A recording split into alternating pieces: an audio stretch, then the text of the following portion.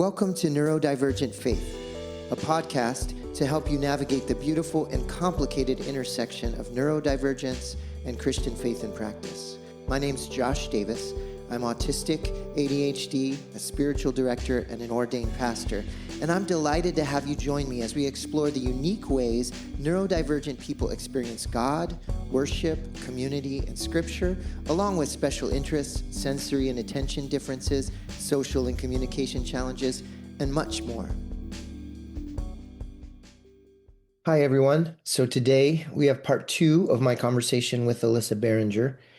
Part 1, if you haven't heard it already, you can go back and listen to last week's episode. In part 1, we talked about memories she has from growing up undiagnosed autistic ADHD in Christian school and church. And we talked about how often Bible verses get used irresponsibly and how that can affect black and white literal thinkers. We talked about super volunteerism as a coping strategy. We talked about cognitive dissonance and what it was like for her growing up as a girl interested in theology in spaces where that was very uncommon. So today we're going to jump into part 2, and I'm excited to share with you more of our conversation. I resonated so much with so many different things that she shared. Even if I didn't have the exact same experience myself, it definitely helped me pay attention to some of my own experiences that were similar and make sense of them more. So I hope that'll be the case for you. Thanks for listening in.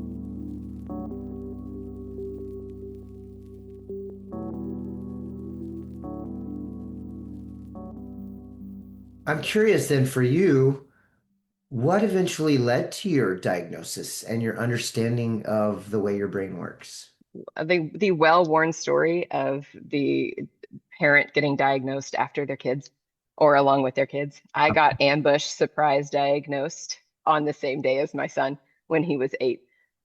His OT had been telling us that he'd been in OT for a while for some motor skill stuff. And the OT told us, like, I'm seeing some signs that it might be time for a more thorough neuropsych evaluation. And I asked her, what are these signs? Help me understand. And she gave me a bunch of things. And I was like, this is just everybody, though. What you're describing is everyone. And if I'd been in like a Christian OT place or whatever, which I wasn't, it was just like a mainstream OT place, I might have been like, I'm sorry, what you're describing is just fallen human nature. Like, this is just the evidence of sin in the world. But what I think I actually said was like, this is just everybody, and he hasn't learned to control it yet because he's little, to like keep people from being disturbed by it. This is just human nature, human condition stuff. Yeah. And the OT said, okay, so if you do think this is universal human condition stuff, I'm going to recommend that you also get evaluated. Which worked out because my son would absolutely not comply with an evaluation if I didn't have to do it too, because he has that is what his sense of fairness looks like. Yep. And at the time, the word that I thought we were looking for was ADHD. I knew we had some ADHD in the extended family, did not know it applied to me because I was thinking of the much more stereotypical boy bouncing off the wall ADHD and not the inattentive type. So even like I drop my kid off at his assessment and I go across the hall to my assessment, and my kid's neuropsych had said, hey, when you go across the hall, I know we're looking for ADHD and some other things. Mention autism too. We're gonna look into some things. And I was like, okay, I didn't really know very much about autism. So I brought it up to my assessor because my kid's doctor had mentioned it. And he picked up the DSM off his shelf and glanced through the autism entry and said, you're not autistic. You have friends and you perform and you work with people and you seem comfortable enough talking to me right now. Like I've seen you make eye contact in this very meeting. And I took this last part as a compliment because I was not comfortable. I was just using all of the acting training that I have to approximate the look of being comfortable. Yep. I was like, yes, over 2 decades of stage experience are paying off. I am able to correctly time my eye contact so that this guy thinks I'm okay. Like I didn't have any concept for masking. I didn't know what that was. But he did give me a list of what I was like, how dare you? Why did you just hand me a list of flaws in my personality? And he's like, this is just a list of ADHD symptoms that you have. This is, I was Mm, like, oh, okay. mm. Um, so then later I brought my shiny new ADHD diagnosis to my neurologist who knows me well because he has worked on my migraines for a long time. Okay. And I told him about the parts of the diagnostic process that I didn't like, that I thought were flawed. Like I was like, that personality test is 300 questions long, but it's not really 300 questions. It's 30 questions 10 times each. This is horribly inefficient. Can we redo this? Huh? And my neuropsych, or not my neuropsych, my neurologist said, oh, yeah, those personality tests are important for the insurance part. You've got to jump through these hoops, but they're not really reliable for those of us on the spectrum. We fake them out sometimes because we are used to figuring out what people want to hear from us, and then we reflect that back. And I was like, well, that makes sense.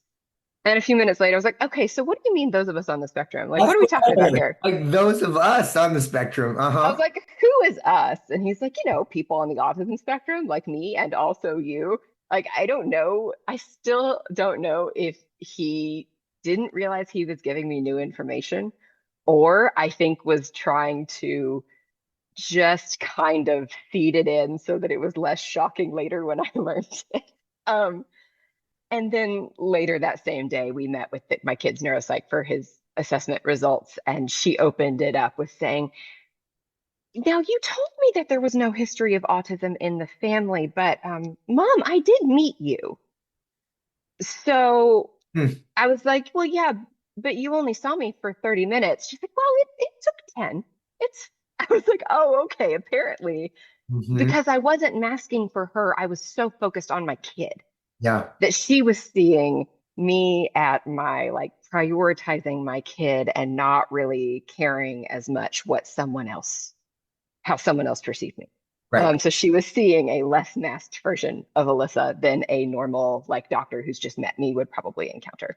That makes sense. So you start then with your son, and you then through a twisted path and a very fascinating one. I love the story. Begin to understand yourself better as ADHD, autistic. How does that reframe your past? How does that reframe even your own understanding of spirituality and Christianity? I'm curious about that. I mostly realized that I had been expending an enormous amount of energy to accomplish what my neurotypical peers and family members were just doing on autopilot, and that applied to church Mm, as well. And I, you know, did the thing that late diagnosed autistic people tend to do, is go to the library and check out every book on in the entire section. Um, and then quickly find out that a bunch of these don't apply. They're written for neurotypical parents of ASD kids with a much different expression than my kids have, right? So the same tools would not apply. Or they were 20 years out of date. sure. Or they were written for and by autistic adults without parenting in mind at all, right? They're more like memoirs or more like sociological texts, which are interesting but not applicable in the same way.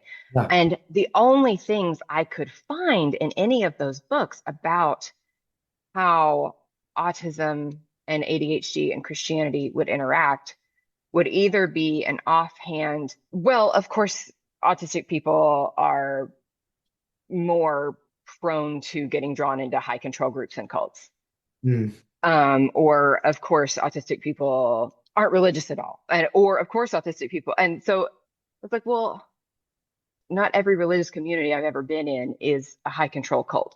One of them was, mhm, uh, and I didn't realize that at the time, mm. partly because of missing social cues Yeah. and missing what, like, assuming kind of like how, once I trust someone, it is easy for me to just assume that everything they say is trustworthy no matter what. Right. Or once I don't really trust someone, it's easy for me to dismiss everything they say. And I had gotten myself into a situation where it's like, well, I I trust these pastors as people, and am therefore when they say something that is not computing to me, that doesn't seem right, I am assuming that this is a spiritual maturity problem on my part rather than that they are saying something wildly out of pocket. or being manipulative or being controlling, right? Like I would assume that the problem was me. And I assumed the problem was me right into a staff position at the church. Um, Yeah. and then right out of a staff position at the church from continuing to assume the problem was me rather than I don't think that this is in line with like Illinois labor law or with basic workplace ethics or with, I just kept assuming that I must be misunderstanding something because a pastor wouldn't sexually harass somebody, right? Mm, mm, Or a pastor wouldn't do weird things with the finances, right? Right. right. Or a pastor wouldn't betray pastoral confidence. So there must be a good reason that this is happening. Even though I'd had that experience as a kid of a pastor leaving the church in scandal, it was a different denomination. And so aesthetically, the place seemed very, very different. Yeah. But bad leadership dynamics can happen in any denomination. I think I had thought that because I'd gone from a like very congregational setting to a more liturgical setting that has like where churches are interconnected with each other and the priest has a bishop and all of that, that would fix it. That only works if all the people in that hierarchy are trustworthy. If there's any weak link in that chain, it all kind of falls apart. Right. Um, there isn't a perfect system that will prevent misconduct and abuse on the part of leadership who's going to do that anyway. They will find a way to do that in that system.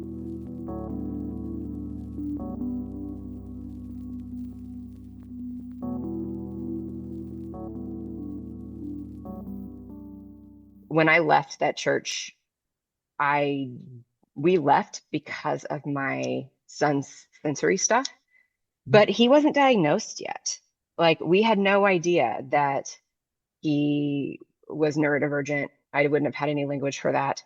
We just knew that church was so intense for him that he was coming home asking why God didn't love him, and he was 4.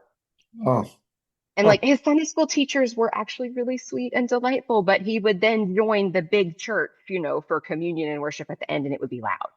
Yeah. It would be loud and too close to lunchtime and too close to nap time and too close to, right, like everything would be too much. And I thought, well, yeah, everybody feels this way during church.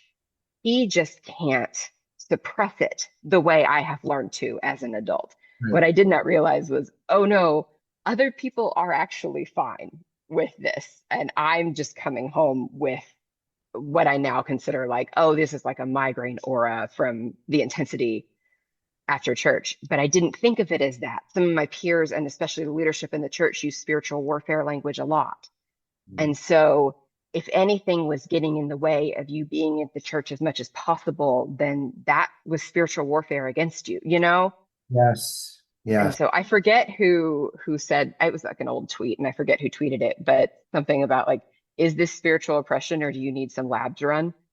It's like consider that you might need some labs run if you are in an environment where people are kind of interpreting any obstacle to church as not maybe part of a dynamic health condition or part of a church culture issue, but part of spiritual warfare. Right.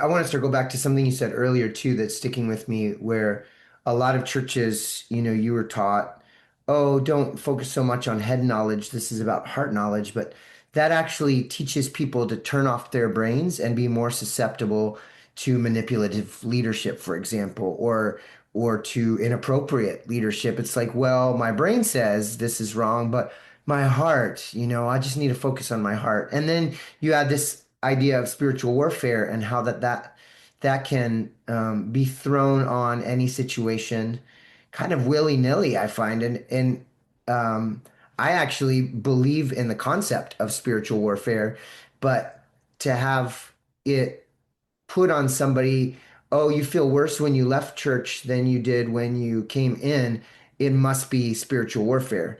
Well, I really have now become a huge proponent of and really value spaces where we can just get curious about these things. And instead of just like prescribing and saying immediately what we think is going on, to just say, tell me more about that.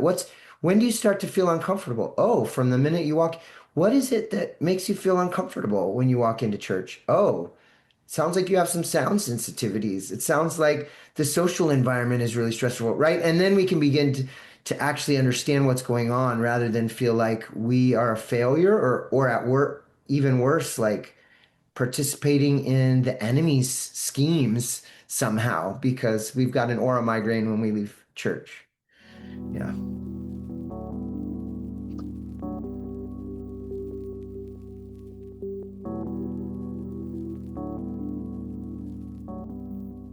You have a very different experience in church now.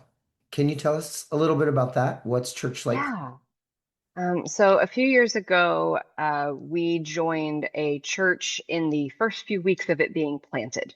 So we are not like on staff or anything, but the people involved in planting, some of them had been at my old church that turned into having some culty dynamics, some high control dynamics, or other churches that had had some like unhealthy dynamics. So from the beginning, the people starting the church had in mind that when someone walks in the door here, they're probably not coming to church for the first time, but they might have walked in thinking, okay, this is my last try. Mm, mm, And I live in the Chicago suburbs. And if you follow, religious news at all, then you'll be like, I would name a bunch of churches and you'd be like, oh, wait, which scandal was that? uh-huh. Um, right, in multiple denominations. Lots of large churches in this area have had just horrible failures of character and leadership from the top that have devastated people in their staffs, in their congregations, in their communities. So I think that the leaders assume that anyone who walks in the door has probably been through something like that or has been close to someone who's been through something like that at some point. They Mm, assume you're walking in with religious trauma. And setting up a service to be as friendly as possible to people with religious trauma has the side effect of being very accessible to at least my flavor of autism because they say from the front at the beginning of every service that we want this to be a low pressure environment. You sit where you want. It's not like you've got pressure to come down and sit at the front. You sit where you want. If you need to get up and walk around, it won't bother any of us. The restrooms are this way. If you need something to do with your hands but didn't bring anything, there are some coloring materials over here. They're not just for kids, they're for everybody. mhm, Um, so they say all of that most weeks before the service starts. They don't assume you just know that, which I really appreciate. Which means that at one point, when we were maybe a year or two old as a congregation, one of the priests pulled me aside and he's like, hey, I got a question. Was there a post on a forum or something somewhere saying that, hey, if you're autistic, this is the church for you? Like, we have a lot of autistic people here and a lot of ADHD people here. And the pastor himself is not either of those things. He's like, was there a post somewhere? What's happening? And we talked through it and I was like, no, I think you're just being so deliberate about being friendly to people with religious trauma that it fits other people too. mm. And also there's like this neurodivergent tendency to gather together with others that have overlapping strengths and weaknesses to yours because you understand each other. Sure. Um, so there's that as well.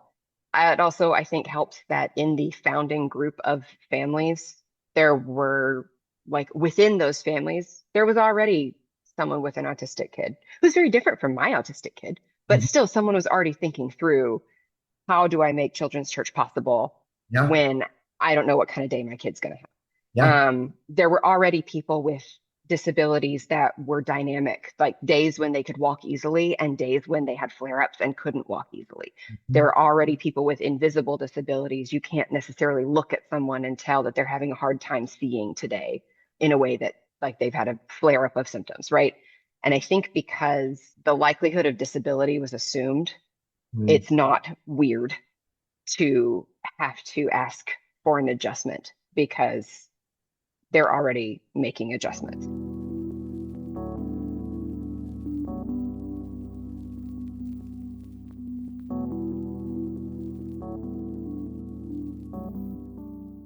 And it's not to say everything has been done perfectly. I think because everybody, even within a group of largely neurodivergent people, people have conflicting needs and their communication issues. And I don't know if you have time for a story about it though. I do, if you have time. Okay, yeah, I do. So I think the story for me that best illustrates both like how that even being well-intentioned can go wrong, but also how it can be repaired was a couple of Easters ago.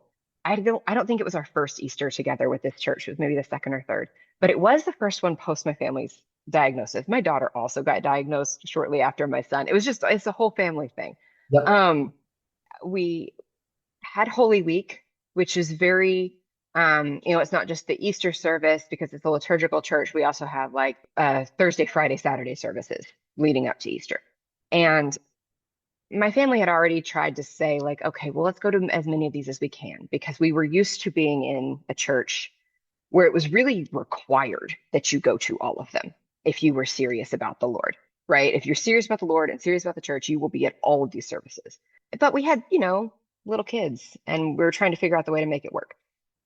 And the announcements in the weeks before the service had been a little bit like, oh, and there will be childcare for kids under this age. And my son was like 1 year older than that age.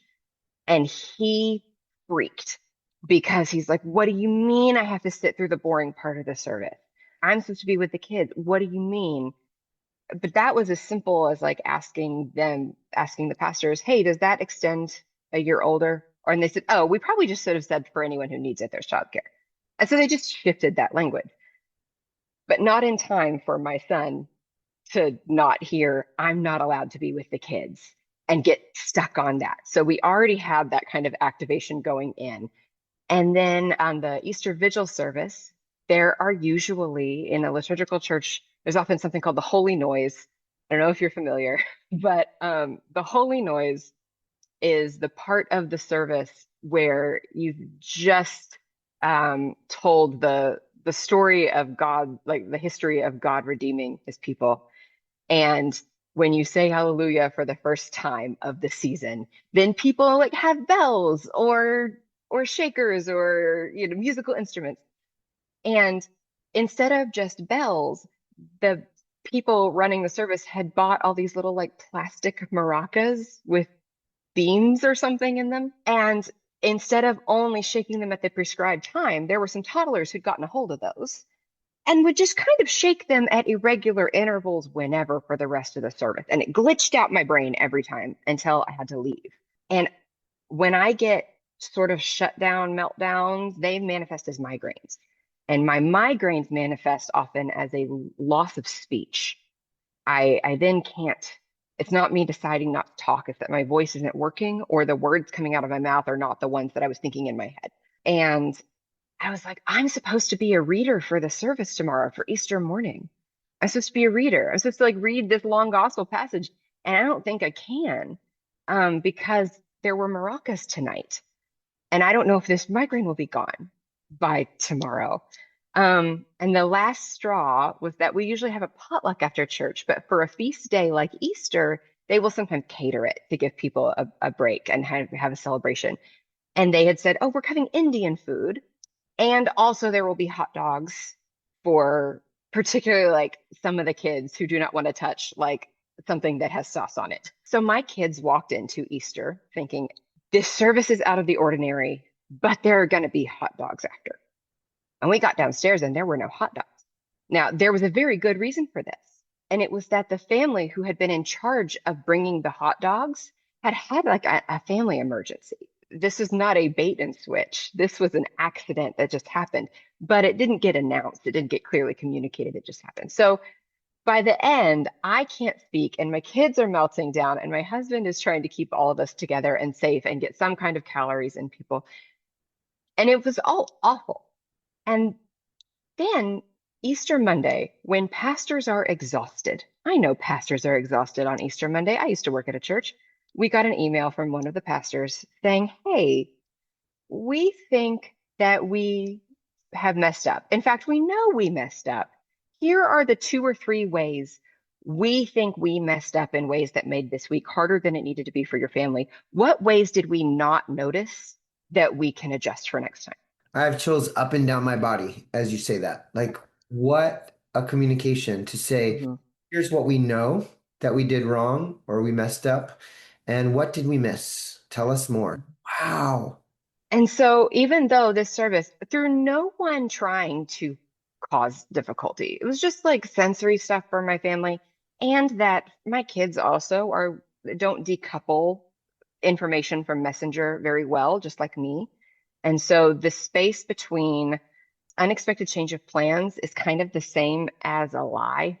And Yeah. a lie is the same as a betrayal. Yeah. And so now why should I trust you about anything? So wait a second. The person you said there'd be hot dogs, and there are not hot dogs. And the person who was supposed to bring the hot dogs is my Sunday school teacher. So Yeah. if the person who's teaching me about God doesn't keep her promises, is everything she says a lie? Right? Like the very quick, that train does not have any stops. It is an express train. I am on that train every day, so I'm very familiar. Yes. Yes. Oh, I think what helped me about that kind of meandering story when it happened was that it was a clear example of nothing nefarious happened. These are all like either honest mistakes or things that no one, like even I wouldn't have known to advocate for myself about them ahead of time. But that the pastors didn't wait for us to say, this was not tenable. I'm telling you, I was ready to say, because we often will keep the bells and the noisemakers out for like the duration of the Easter season, like until Pentecost, right? Like several weeks. Yeah. And I was ready to stay home from church for 2 months Sure. because I knew that I could not manage that. And I asked, like, hey, are the plans for the Shakers to be out generally for the Easter season? And one of the pastors like, well, yeah, that was the plan. I was like, okay, cool.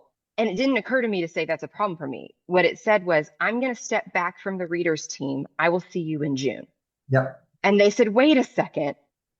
We can put the Shakers away. We would rather have your family with us than have the like particular like church experience that we were trying to curate. Mm.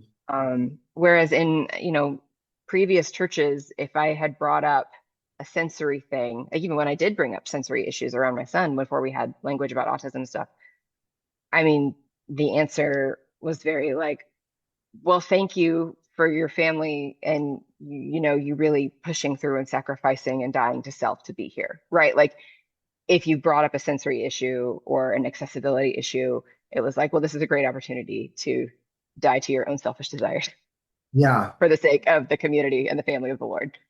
Yeah, and one other thing, version of that I've heard that sounds a little better, but it doesn't feel good, is, well, if this is troublesome for you, feel free to not show up. We'll understand, right? But for this pastor to say, we would rather have your family here than to have the particular brand of curated experience and service that we had in mind. I would encourage leaders to think about that. Like, actually, honestly, what do you value more? Do you value making sure the service goes exactly like you want it to go? I'm not going to fault you for that, but let's be clear about that. Or do you value people being able to participate that wouldn't be able to participate if they're random shakers from now until June?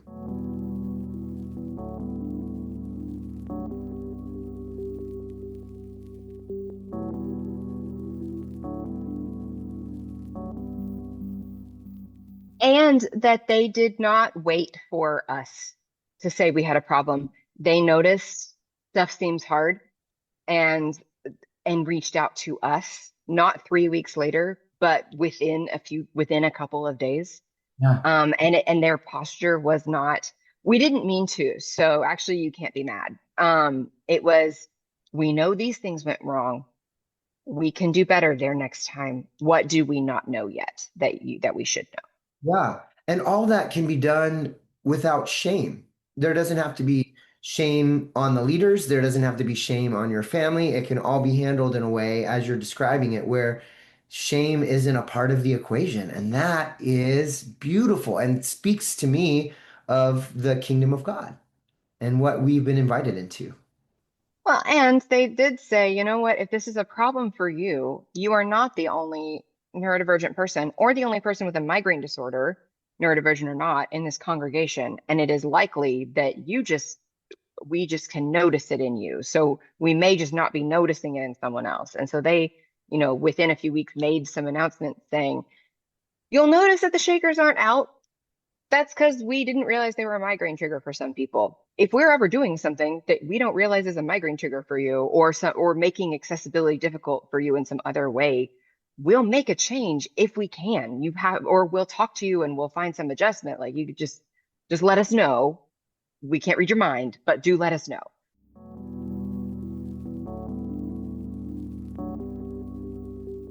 What I don't have is social anxiety. Um, if you layered social anxiety onto that, it would be harder to speak up and let someone know I know. But I don't, and so I was happy to be the one with like, yep, it's my fault we don't have the shakers. It's fine. Yeah. But that can open up the way, as you said, for other people with migraine disorders, but also for other people with other issues. Now that it's been mentioned in church by the leaders, we changed this because of this reason. Mhm, Let us know if you've got something that we need to consider changing. That's mhm, so hospitable and so community oriented versus program oriented. I like that a lot. mhm. Well, as we wrap things up for today, I'm curious, is there anything that you would want to say to somebody who's listening, be that a pastor or a church leader or perhaps an undiagnosed neurodivergent person sitting in church? Is there anything on your heart or mind that you would want to offer? For the pastors or leaders, be aware that sometimes what is coming across to you as combative might just be someone's blunt questions and be their honest questions. And treating those questions as a threat will teach someone that their questions are not okay. And to keep in mind that, at least for a lot of autistic and ADHD people, um, if the answer to the question is because I said so, or because that's just how it's always been, that appeal to authority can backfire, partly because some people, especially if you got a little PDA, uh, will now negatively polarize and do the opposite of whatever you say, even if what you're saying is wise. But also, people might then put you on more of a pedestal than you intended to be on, because if the reason is your authority and they're trusting your authority, then if you mess up, whether that's an inappropriate relationship, which is, quite the euphemism for with someone in the congregation, Right. and now the person's saying, well, but that person told me about Jesus, so why should I listen to him about anything? Or just forgetting the hot dogs because Yep. something happened in your family that day. And, if your reasons for things about God have to do with tradition and your own authority, that can backfire. You need to have an authentic reason. And if the reason is, I don't know, that's okay. But then you got to be ready to like have a conversation. And can we figure this out together? Like imagine if my Sunday school teachers when I was little, or teenager, instead of like ridiculing me for fixating on theological questions, said, I don't actually know. Why is that important to you? Help me understand. Or I don't know, but I bet we can find out and then bring back an article or a book next week. Either of those things, some honesty about when you don't know and not allowing the illusion that you are omnicompetent because you are a church leader to persist. I would add that doesn't help the church leaders either. It Oh actually, no, it's awful. I would encourage you to listen. If you're a church leader or a Christian school teacher, I would encourage you to listen to and read stories by several different ADHD and autistic people to help yourself understand that it doesn't look one way. It can look a lot of different ways. I think this podcast is a good way to do that. Christianity on the Spectrum is a good way to do that. yeah. Um, there's a new book called Growing Up Saved that is where the author has a late ADHD diagnosis through which she's processing growing up as a church kid. Hmm. Like that's a good one. Um, Unfortunately, you will have to brace yourself for that. A lot of those stories are not easy and they're not fun. Yeah. Um, I think I got out relatively easy from my undiagnosed neurodivergent childhood, mostly based on the goodness of my immediate family, right? So that even if church stuff was wild, my family was stable. But That is not always the case. So I think it's worth realizing that it is often true that things that are bad for ADHD and autistic people are not good for everyone else. It's just you notice them quicker if they're bad for the ADHD and autistic people. So you can treat them as a little bit of an alarm system that if they're speaking up about something, it's not that it's not affecting other people, it's that other people haven't noticed it yet.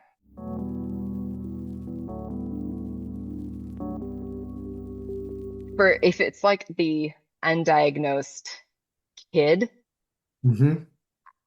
I don't, if it's a little kid, I don't need to tell you anything. I just need you to tell me about your Legos. Mm-hmm. Like, and I'm, that's not flippant. I think that connection and trust come first. If you're seeing them primarily as little sinners rather than little images of God, then you are more likely to interpret developmental needs as sins. And I think reading the work of Meredith Miller is really useful for that. I think her work is autism and ADHD compatible, though I don't think she wrote it with that in mind.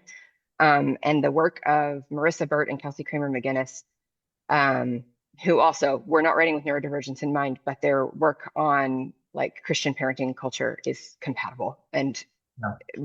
related. I'll actually Um, them in a couple weeks for this podcast. yeah, they're great. I like them so much. And I have mutual friends with Marissa, so we're internet buddies for our Very. mutual friends.